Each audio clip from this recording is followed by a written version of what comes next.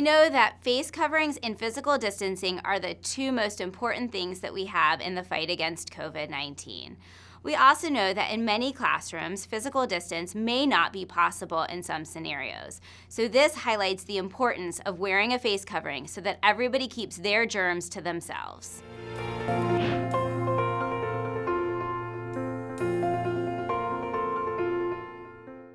The best way for parents to encourage their kids to wear a mask is to model the behavior or set the example at home before actually going out or going to places where a mask would be recommended. So, for example, if you're about to go to a store or a place where it would be hard to socially distance, it would be a good idea to wear a mask. But if the kids aren't used to doing it at home, they may not be cooperative when you ask them to do that. So we recommend trying to have them practice when they're at home doing things like watching TV or playing, just to get used to what it feels like to wear a mask. So wearing the mask is going to be different for kids because it's not something that we've done. The truth is it's also different for adults. So it may be a good idea to purchase different types of masks and different styles of masks so that the child has the opportunity to try different styles to see what feels most comfortable. There are masks that tie behind your head. There are masks that have elastic that go behind your ears. There are cloth masks, and then there are the disposable masks. So there's really a lot of different options that parents can try to find the ones that are going to be most comfortable for their child. Also, it's important to not expect that your child will be able to comfortably wear the mask for 10, 15, 20 minutes if they've never had it on at all. So start with small periods of time, maybe 2 minutes, maybe 5 minutes, and have them practice wearing the mask, and then get to take it off and have fun and do other activities.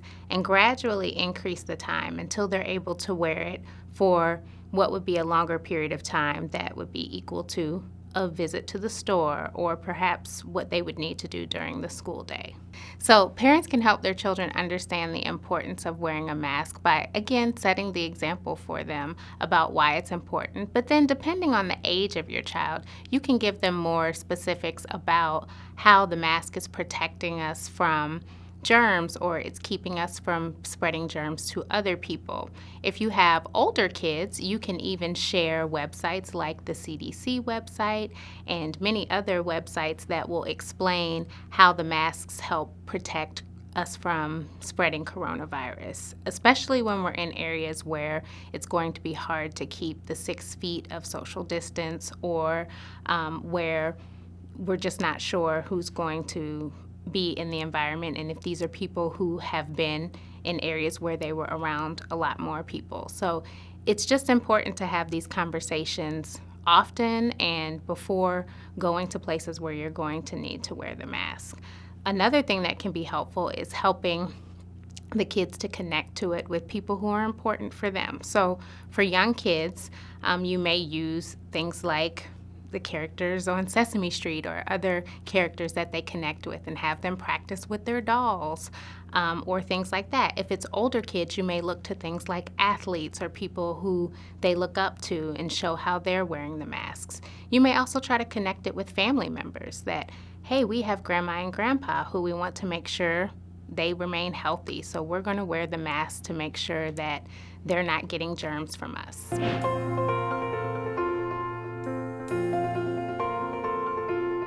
The pandemic presents us with a lot of unknowns without an instruction manual, and with that comes a great deal of uncertainty. To help manage that uncertainty, be proactive by asking questions and gathering information from trusted sources. Accept that you may not get all of the answers to your questions, and it may take some time and experience to get more clarity.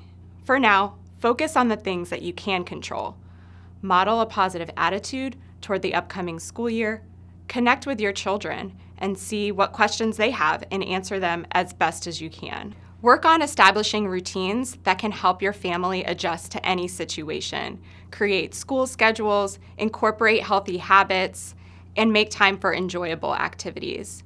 Start to explore your options for possible scenarios that might happen this school year, like having a quarantine at home or switching from in-person to virtual learning. Reach out to your support networks of family, friends, professionals, and other people to help you get through this challenging time. And finally, do your part to slow the spread of COVID-19 so we can get our kids back to school and staying in school safely.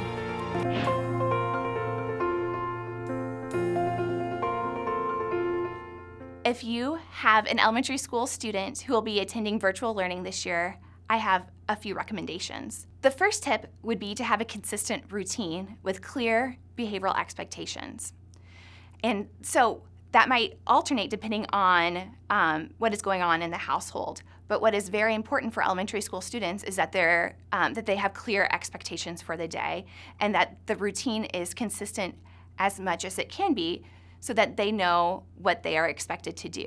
My second tip is to really reward the child's successes with virtual learning on a consistent basis throughout the day and have those built into the daily schedule or the daily routine so that is just part of what is expected. If for the daily schedule you had 30 minutes for their math facts and they were able to achieve it within 20 minutes, that extra 10 minutes may be dedicated to a preferred activity of their choice, such as playing Matchbox cards with their siblings. My third tip for parents is for them to consider technology as a tool. We know that technology is very useful for turning some academic tasks into games, such as math facts. However, we also know that technology isn't the best at teaching abstract concepts that you might encounter through social studies. So if it was possible to consider using non-technology-based ways of teaching those more abstract subjects. But we also know that technology in this time has shown great ability to connect people socially. So participating in Zoom meetings can be very powerful for students of all ages.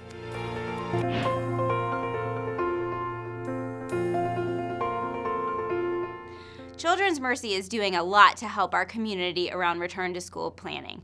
We've engaged with state and local governments on both sides of the city line. We're also working with state and local health departments to help provide risk mitigation strategies. We've also engaged with school districts and local schools to help them with planning as they prepare to reopen schools this fall.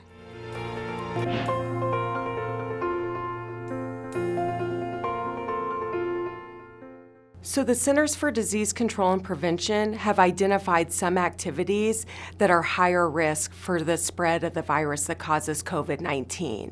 Because the virus that causes COVID-19 is spread primarily through droplets, any activities that generate a lot of droplets, such as singing in choirs or playing wind instruments or brass instruments that generate increased droplets, are considered increased risk of COVID-19 spread. Therefore, if those activities cannot be done outside with physical distancing of greater than 6 feet, then alternatives should be considered, such as virtual activities.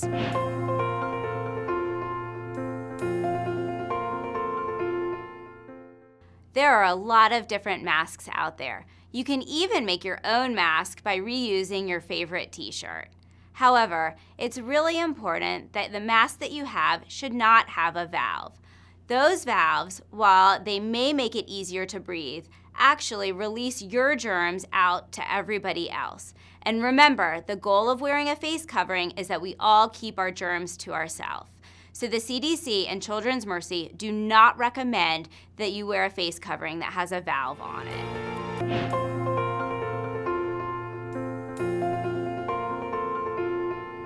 We know that high school students encountering virtual learning will have different needs than elementary school students. So I have a few tips for parents of high school students as well. Tip 1 is for parents to help high school students and middle school students decrease their multitasking.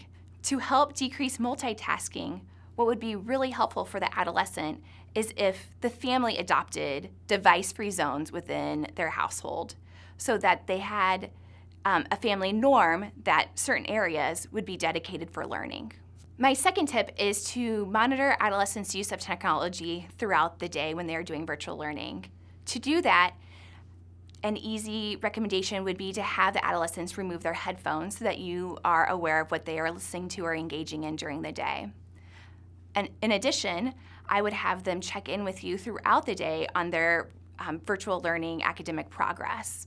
And finally, there are multiple apps that you can either download, or also some devices have them already embedded within the device of ways to track the amount of time they are spending each day on certain apps and activities. For more information, please refer to the Children's Mercy website.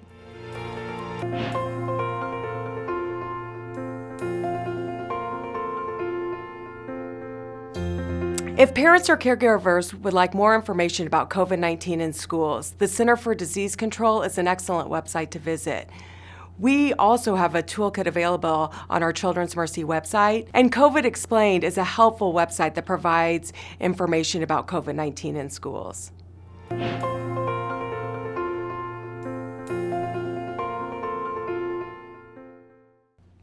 We're still learning a lot about who is at high risk for COVID-19, particularly with children.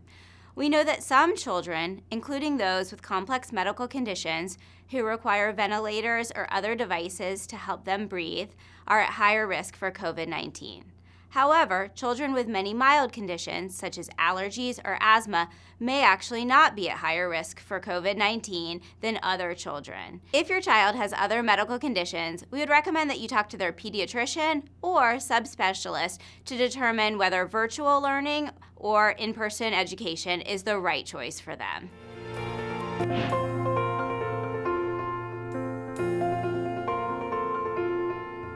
Each school should have a strategy in place when and if there is a case of COVID-19 in the classroom or school. This would involve close collaboration with the local health department in identifying the case and potential additional contacts. The school and health department should have a plan to notify families if further action needs to be taken, and many times a child may not be at risk for contracting the virus.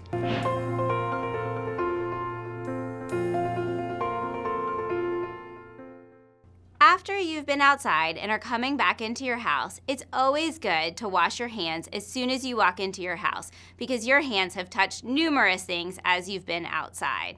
However, children don't need to change clothes or take a shower when they walk back in the house.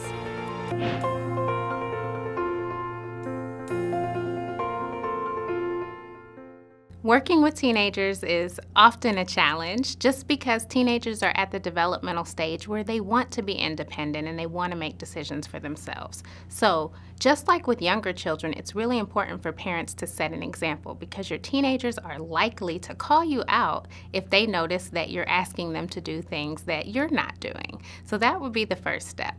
The second step would be to really engage your teenager in a conversation about why it's important to wear the mask. And teenagers likely are able to talk about things like the CDC and current research and things like that that will give them actual data about why it's important to wear a mask. It's also important to acknowledge that for them, the coronavirus and staying at home orders and all of these things that have changed their normal activities are really difficult because the teenage years are a time of socialization, of getting with your friends, and again, that independence. And we're taking a lot of that away in order to keep them safe.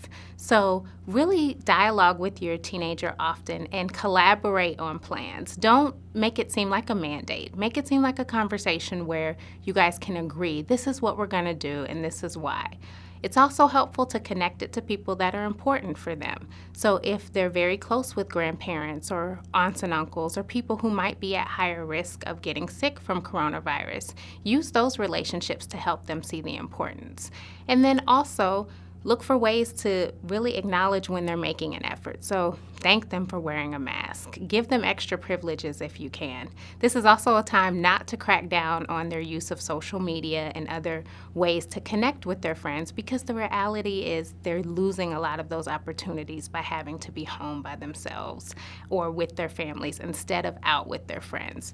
So the most important thing is that it's a collaborative venture to get them to understand all of the new procedures for remaining safe during COVID.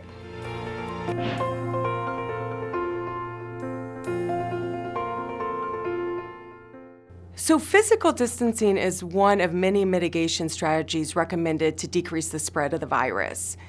When physical distancing cannot be maintained, there are still other things we can do to optimize safety. Additional strategies to decrease the spread of the virus include all children who can safely remove a mask who are 2 years of age and greater should wear one in the classroom.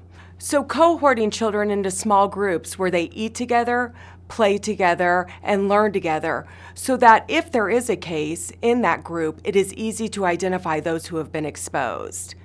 Plexiglass barriers and face shields can also be considered. However, they should not take the place of wearing a mask. If you're looking for more information, please visit the Children's Mercy website.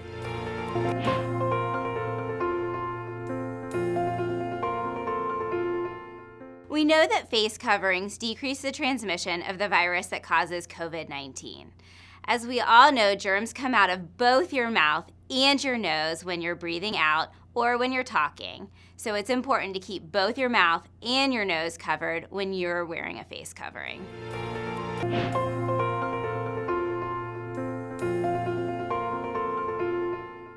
Airflow is a really important part of decreasing the spread of the virus that causes COVID-19. Good airflow, like being outside or in rooms with good air ventilation, are key to decreasing viral spread. So some considerations would be to hold activities outside as much as possible. And when inside, to be in a room with HVAC system that has good ventilation. Parents and caregivers should feel free to reach out to schools and learn more about what the school is doing to enhance air filtration and ventilation during COVID-19. There's lots of questions about going back to in-person learning.